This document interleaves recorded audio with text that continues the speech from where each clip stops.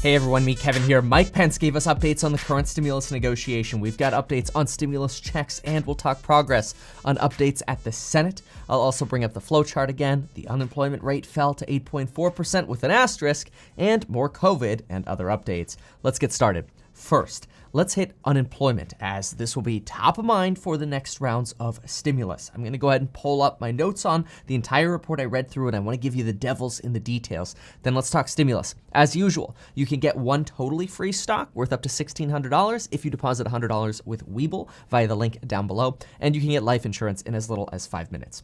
Okay, let's go ahead and pull up the labor report first. So here is the August labor report, and I just want to give you some of the highlights that you might not hear when you hear only the headlines. The headline you hear is really the first sentence. Yay, we had 1.4 million jobs, and that brings our unemployment rate down to 8.4%. One interesting note here is the unemployment rate between races. You'll see that the white unemployment rate is 7.3%, blacks at 13%, Hispanics at 10.5%, and Asians at 10.7%. The interesting data is also over here. We've got about 17.2 million people who are not counted as unemployed, even though they're either underemployed or they got discouraged and stopped looking for work within the last 4 weeks. Additionally, of the big boost we had in jobs, 25% of the boost came from employment in the government, with more than half of the boost for employment in the government coming from temporary census workers, 238,000 census workers. Then we had retail adding about 17%. We had about 14% added in professional and business services, some 12.4% in leisure and hospitality, and the rest in education, healthcare, and other industries. Now, this report definitely beat expectations, but when we look at the temporary workers and we start peeling back the layer of all of the other people who are not properly employed or just gave up looking for a job, this is not the best report. Moving on, Mike Pence gave us updates this morning following Donald Trump's tweets quickly taking credit for the unemployment figures. Pence reiterated that the jobs growth we've seen has been due to Trump's work. Mike Pence mentioned, the American economy is coming back, and the last thing we need is more taxes. That's a slam on Biden. He then reiterated the deal between Pelosi and Mnuchin yesterday that I announced on this channel to issue a continuing resolution to keep the government funded. A continuing resolution basically keeps the government funded between October 1st, which ordinarily we'd probably expect to have a government shutdown, and the middle of December. So that means we have Congress, the White House, and Democrats on board with doing a continuing resolution to prevent a government shutdown.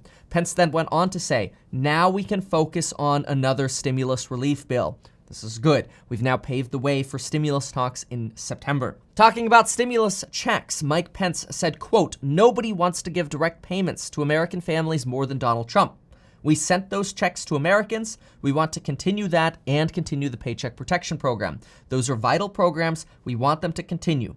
But we're not going to allow Democrats in Congress to bail out poorly run Democratic states. Overall, this is some good news from Mike Pence. It reiterates that the administration has stimulus checks at the front of their minds. We already know that Democrats have stimulus checks at the front of their minds. However, another stumbling block has come up. Betsy DeVos, the education secretary, is now being considered the final barrier in stimulus negotiations in the Senate to get a skinny proposal done. This just goes to show how ridiculously divided our Congress is. But anyway, here's what's going on, and then we'll pull up the flowchart. Betsy advocates school of choice, which means a parent can choose where to send their children, not necessarily just here's your public school, that's the one you go to, but you can choose, oh, well, I want to go to that public school, or I want to go to that private school or that religious school, and then the state money that's supposed to go to that assigned public school actually follows the student instead. That's school of choice. So when you hear school choice, that's what they're talking about. However, teachers' unions and Democrats oppose this because it takes money away from those targeted public schools or those assigned public schools and instead gives them to private or religious schools. Well, now there is a fight over her plan to implement school choice in the next stimulus relief package. There is a $5 billion provision, which $5 billion, just for perspective, is 1% of the $500 billion skinny bill that we're trying to get passed. And this $5 billion provision basically gives people who donated money to private schools 100% of their donation money back in the form of a tax credit. Currently, there are some Republicans, like Senator Ted Cruz, who say they will only vote yes on the next stimulus relief bill if this $5 billion measure is included. The Secretary of Education says this is designed to help families who don't have more resources have a better choice of schools, although some argue that this is just designed to help wealthy people. Either way, this is being considered the final barrier to the stimulus relief bill, the skinny proposal. Here are the updates on the skinny relief proposal on our flowchart. So we'll look at everything in yellow again as things that are updated. If you want to pause, you can kind of pause and see the things in blue. But otherwise, let's scroll down here to the yellow. The update that we got this week is that right now this skinny bill, which is really the skeleton bill, and we expect to see more things added to this, is coming in between $500 and $700 billion. It was previously drafted as a $500 billion bill, but it appears to be growing as of yesterday. Furthermore, this is where I went ahead and popped in the school choice item. We just talked about that. But now we also have a better estimate for stimulus checks. Stimulus checks are estimated to cost about $250 billion, and this would very likely be $1,200 for filers, same income brackets as last time, with $500 for all dependents. We had Mnuchin push this, the Treasury Secretary, as late as September 2nd, and obviously Pence pushed for it this morning, and we already know that Democrats are for this. The other problems that we're seeing are rental assistance. There's still a big question mark for this. State and local government, we might want to just wait until January, says Nancy Pelosi. And this food assistance item, we can actually cross this off because remember, the USDA is now providing free food for children 18 and younger. I suppose that doesn't provide food assistance for those over 18 though, so a problem for 18 plus remains. But if you are or have children 18 or younger, go to the description down below and you'll see a map and a phone number and a text phone number so that you as well can get free food provided by the USDA. So don't be embarrassed by that. There's absolutely nothing wrong with taking the help that our government is willing to provide. Take what you can get, honestly, at this point. On COVID, I want to pull up something interesting. This is going to be called the Real-Time COVID Indicator Map. And this is being done in a partnership between a university and Facebook where they're surveying people and they're trying to understand where COVID appears to be popping up by basically tracking who's going to the doctor office or who's going to a doctor's office with COVID-related symptoms. And so right now, I'm going to hide myself in picture here. You can kind of see that it seems like the bigger pop-ups are just a little bit inland in Los Angeles, California over here.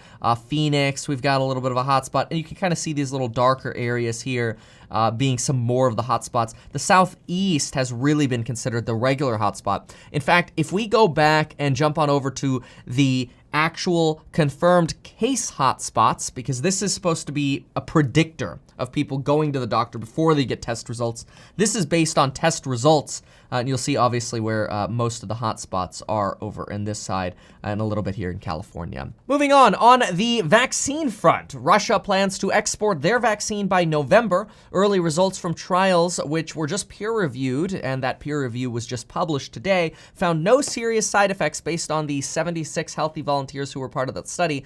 Keep in mind that 42-day trial only actually includes 38 people who actually got the vaccine because the others got a placebo. This is the Sputnik 5. It became the first in the world to be an approved vaccine and starts its full-scale production this month. They are planning a 40,000 individual trial, but in the meantime, they're ramping up production for this vaccine so they can begin distributing it. In the United States, more experts are now doubting whether or not we can actually get a vaccine out by November 1st, which is more and more being seen as a political deadline. In other news, if you need a passport renewal, now might be the time to do that. Passport agency has said they're kind of caught up with the backlog and they're finishing their catching up, so to speak. And they say, hey, we're not getting as many applications as usual. So remember, passports are good for 10 years. And if you think you want to knock that out while you're bored and at home, you may as well do it now. And you might get it processed faster than usual.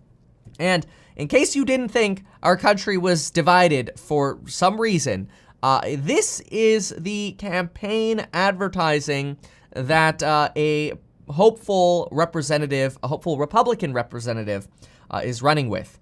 You could see these are obviously Democrats, and this is the Republican hopeful. So I guess this is the division we are seeing. Clearly, the biggest factor in this picture here is that on one side, the color is black and white, and on the other side, she's in full color. No, nothing else to be seen here at all. All right, thanks for watching, folks. Get your life insurance in as little as 5 minutes. Get your free stock with Webull. You need it. The stock market's be in the stock market. Anyway, thank you so much for watching, folks. We will see you next time.